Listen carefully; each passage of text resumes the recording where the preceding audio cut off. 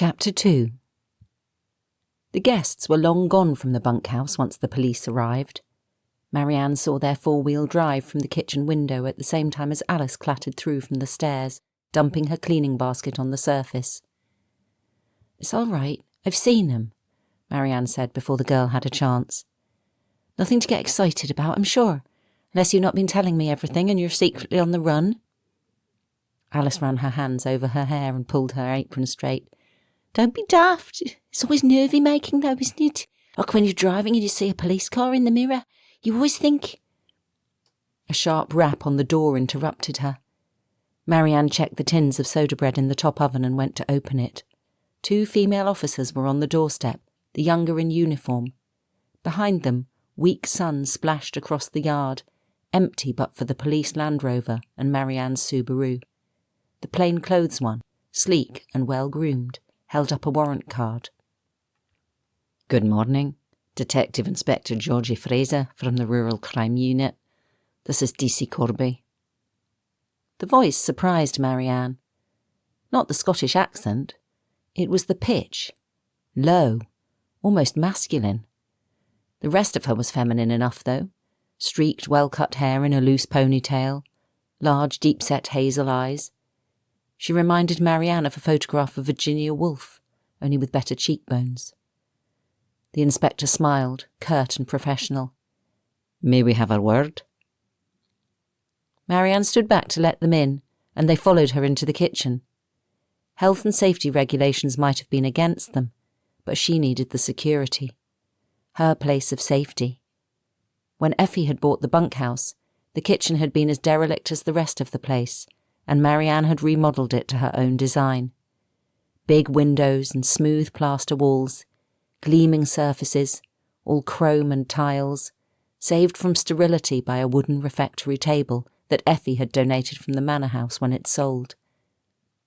3 large trays of lasagna rested at one end of it, ready to be put in the oven later, flanked by what looked like large silver slugs, garlic bread wrapped in aluminium foil.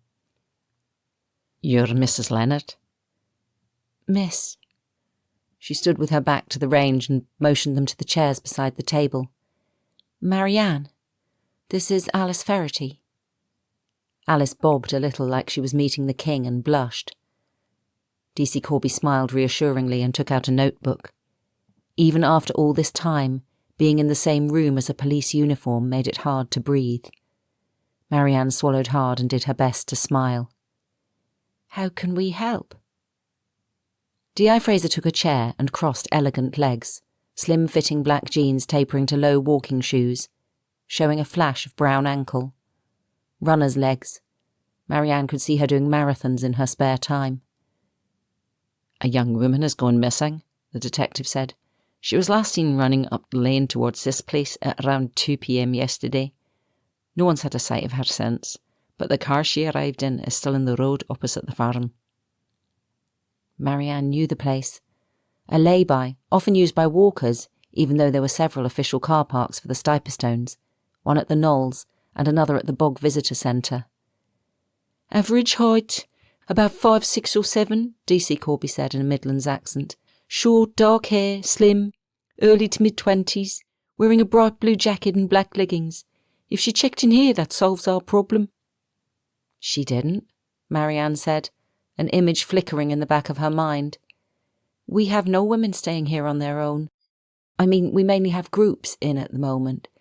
The only people who checked in yesterday were 2 young lads, about the same age, mid-20s. D.I. Fraser looked up. "Travelling together?" "I think so. Walking the Shropshire way, but decided to base themselves here for a few days. Have a break, watch some birds, they said. They dropped in on spec, but we've had a few cancellations because of the bad weather, so we had space." "And they arrived together?" Marianne saw D.I. Fraser's eyes graze the Bialetti and realised how much she needed a coffee too. She offered one to the officers and was grateful for the break in their scrutiny as she busied herself with mugs and milk and sugar. Alice fetched a loaf of banana bread left over from the packed lunches and arranged slices on a plate. D.I. Fraser repeated her question. "They arrived together about 5:30, Marianne said. "Why? I thought you were looking for a woman." "And you haven't seen anyone matching her description around the place?" the inspector said. "Yesterday afternoon or any time since?" Neither she nor Alice had. "But I only do till 12 in the mornings," Alice said, "and then I'm back 6 till 8 for evenings." She looked at Marianne. "Maybe it's like that brown clay thing. You know, the murder. My nan always said they got the wrong man." D.I. Fraser sipped her coffee and made an appreciative face. "May I?" She stretched out a hand towards the banana bread. Marianne nodded and picked up her own mug, hiding her face by blowing at the steam. "Our drone footage shows a house further up the valley from here, about half a mile. Does it belong to this place?" "My cottage." "Do you live there alone?" D.C. Corby this time. Marianne took a mouthful of coffee. Its bitter blackness bit at her mouth. It was ridiculous to feel like this. A gentle chat, the police here after a missing young woman.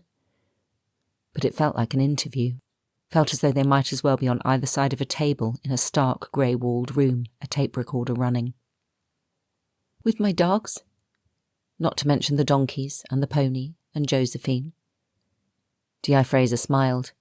"We saw them in the yard. Beautiful." She chewed a chunk of banana bread and took another sip of coffee. "Would you have seen her if she'd gone up past your house? I understand a footpath goes up onto the hill there." A footpath of sorts, though not well maintained or particularly popular. There was a much better one from the other side of Lower Farm. "I'd have seen her if I'd been in, and if I didn't the dogs would have noticed her. But I was only there between about 3 and 5 yesterday, and then in the evenings I'm not home until 9 usually." "A long day," Georgie Fraser said. "Flexible," said Marianne. "It suits me."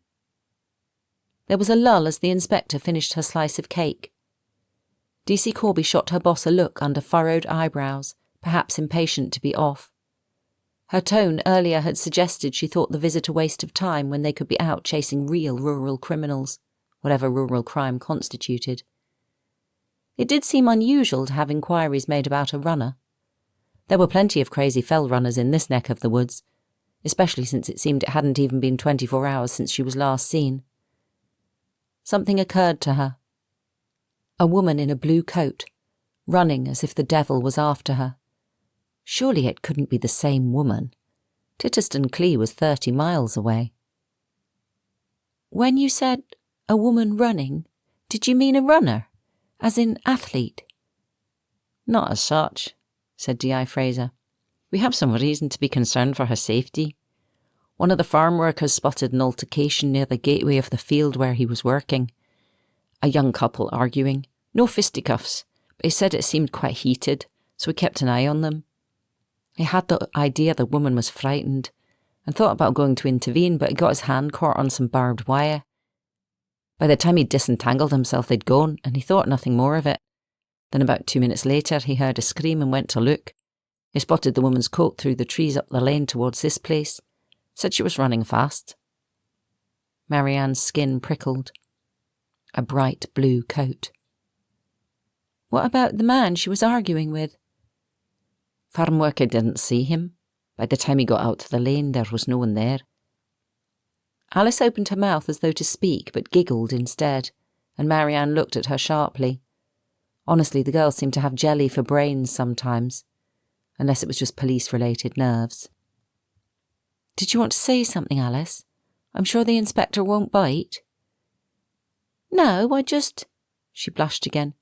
"I wondered if that was why you asked about the 2 guys staying here, them arriving together." D.C. Corby snapped her notebook shut. "We're interested in talking to the man she was seen arguing with, so we're also on the lookout for any young men in the area, but not 2 travelling together." She looked at the inspector and got to her feet, raising her eyebrows. Georgie Fraser drained her mug and thanked Marianne for the coffee and cake. "What time will the rest of your residents be in?" she asked as she stood up. "I'd like to come back and talk to them. Presumably some of them were out and about in the hills yesterday. Mr. Olson at Lower Farm said you have the archaeologists from the dig staying here." "Yes, and a walking group. I put tea out at 5. Most people are in any time between then and 6. Dinner is at 7:30, so they're all in by then." "They don't go to the pub?" Marianne smiled. The nearest one's 2 miles away. You've seen the roads around here. We allow them to buy their own drink and drink it here as long as no one gets out of hand. The inspector said that she would be back at 6 and asked Marianne to let the guests know to make themselves available. It makes sense to catch them all together. With Alice at her shoulder, Marianne watched the 2 officers make their way to their Land Rover. Rural crime unit, keeping our countryside safe. Was there anything that wasn't about marketing these days? Unbidden, an image sprang into her mind. The young woman on Titterston Clee, running as if her life depended on it. Inspector Fraser? The officer turned around, one clean walking shoe already on the footplate of the Land Rover. It's probably nothing, but I might have seen her. Not yesterday, not here. She told her story as briefly as she could. The inspector nodded as she pulled herself up into the driver's seat. Thank you. Have a think today and see if there's anything else you remember. If we haven't traced the young woman by then, we'll be back at 6. They watched the police car drive out at the yard, its wheels sending up a fine spray from the puddles, which still had not entirely evaporated. It had been one of the wettest Julys on record, which, while it left the hedgerows verdant and overgrown, had been cold and depressing. The brook that passed Marianne's cottage and on down beside the lane was rushing and full, the paths still slick with water. Half of the anti-erosion work put in earlier in the year had been washed away. Marianne checked the timer on her soda bread and cleared away the officers' mugs. It was almost time for Alice to go, and she'd bet there was still washing to hang out. She'd rather do it and have the place to herself than put up with any more inane chatter. She couldn't shift the image of the police officer sitting at the table in her uniform, scribbling in her notebook. Well, that was exciting. Alice put away her cleaning things and closed the pantry door. As she took her apron off, she giggled again. What? Marianne said, trying to inject humour into her voice.